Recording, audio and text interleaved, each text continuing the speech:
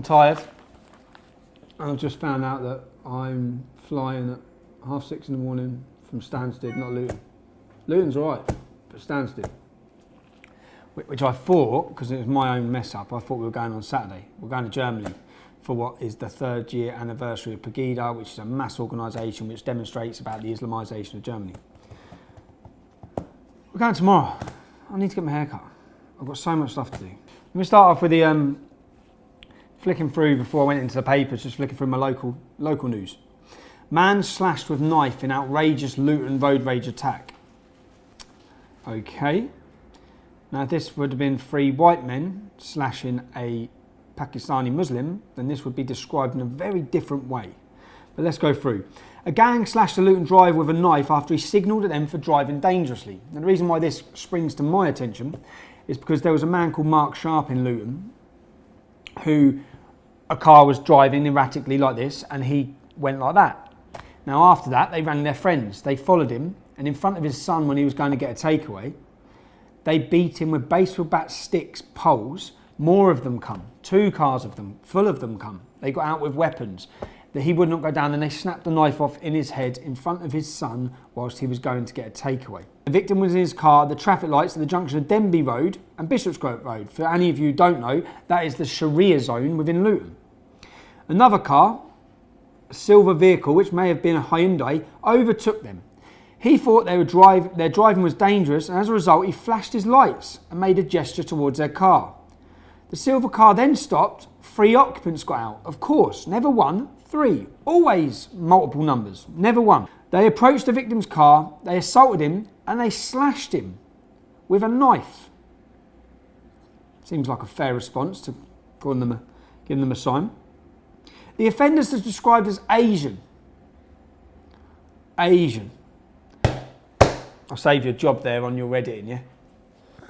I don't know why we edit that out. I really don't know why we edit that out. His story, this geezer's trying to get off with the acid throw thing, you know. The girl out of, what's her name, Fern.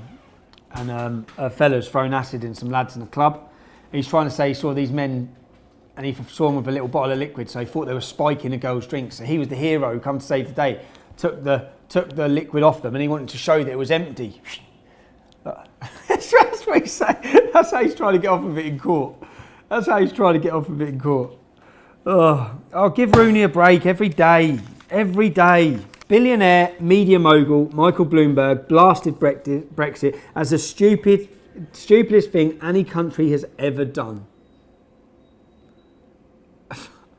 He's the head of a billionaire media outlet, and here he is saying the most stupid thing any country's ever done in history is vote for Brexit.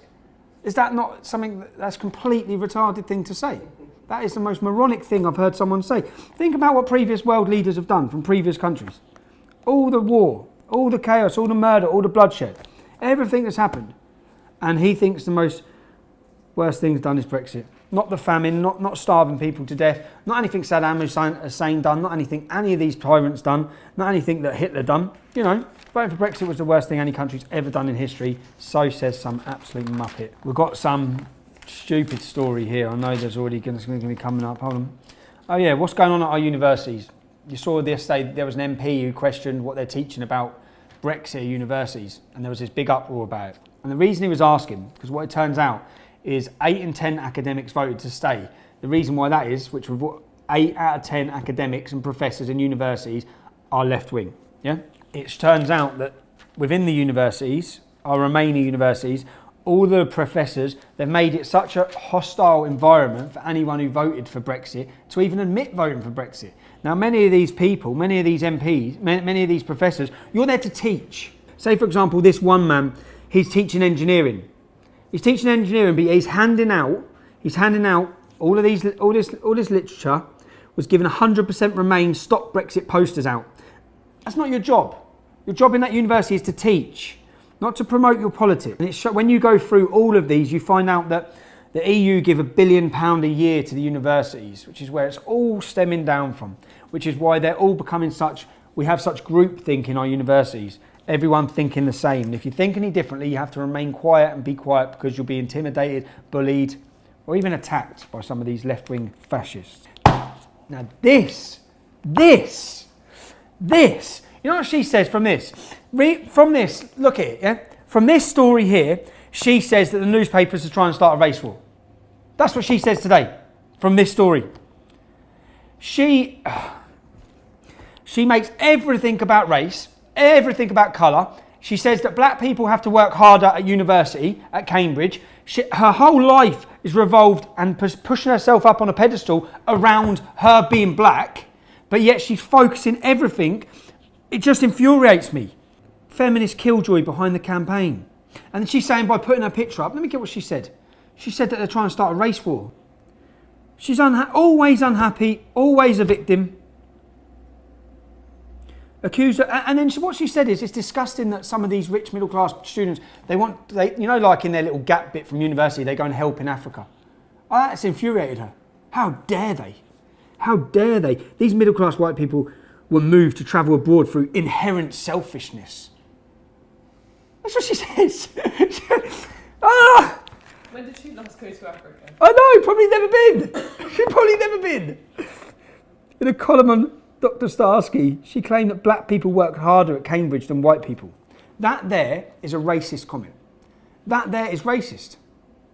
She is racist. She is a racist, turning everything about race while trying to portray that Cambridge University and everything else about it is racist, when it's clearly not.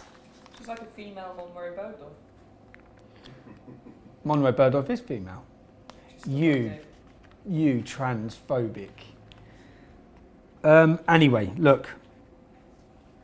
I hope she fails her degree. Right. I'm going to get my hair cut. We're going to Dresden. We're going to Germany, and you're coming with us. If you're watching this on Tommy Robinson's show, you'll be there every part of the way. You'll be on the plane with us. You'll be off the plane with us. You'll be meeting Lutz Backman with us when we land at the other airport. You'll probably be coming swimming with us, because look at this. This is quite funny. I messaged Lutz must think. So he's messaged me, and I've messaged him saying, because he's picking us up from the airport when we land. We're landing in Prague. We're going to Prague first. And I messaged him, all right, mate, can we go swimming first? He must think, what are you talking about?